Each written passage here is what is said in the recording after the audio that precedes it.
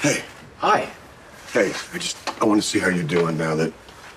Now that Bailey's back with Maxie, her real mother, the way it was always intended to be, I still got to hurt.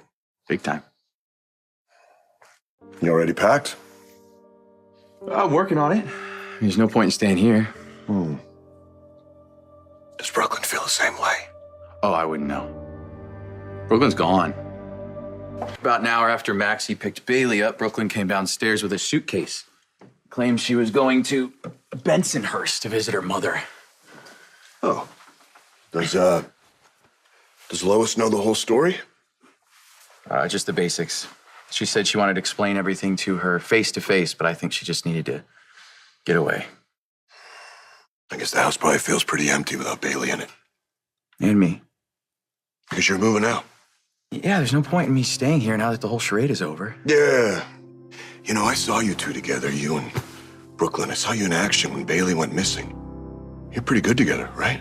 You were there for each other. You held each other up. I was sort of thinking maybe you would lean on each other again to get through this. So did I. But then I kissed her, and she ran. You kissed Brooklyn, and she left town. Yeah, and I know how bad that sounds. Sounds like you need to check your ego.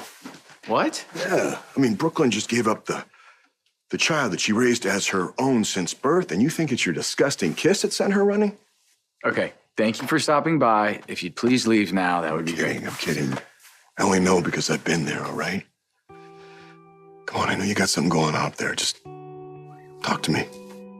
I don't know where to start. Start with the truth. Right up until now, when you've talked about your feelings for Brooklyn, it's been shaded by the pretense that you were Bailey's father. Well, now's your chance to be honest with me. Look, I'm so sorry about lying about Bailey. We've been over that, all right? It's done. All right, Peter's dead. Bailey's back with Maxie. I mean, the only unfinished business is between you and Brooklyn. So I'm just curious. How do you really feel about her? So you think with Brooklyn, it's complicated. But first of all, Brooklyn and I are friends. That's why when I figured out what was going on between her and Maxie, and then I saw that Valentine was about to blow everything up, I stepped in to help cover for her. And it was intense.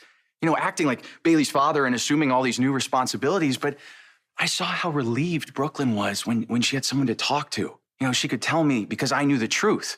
I mean, she was carrying that all by herself, and she was taking hits from her family, and she was terrified that Peter would find out and do exactly what he did. Kidnap Bailey. I never thought I'd say this, but let's get to the kissing. Right. Brooklyn and I were friends, right? And we had this huge secret together. So there were times we'd look at each other. Mm-hmm. And I thought, you know, maybe. Mm-hmm.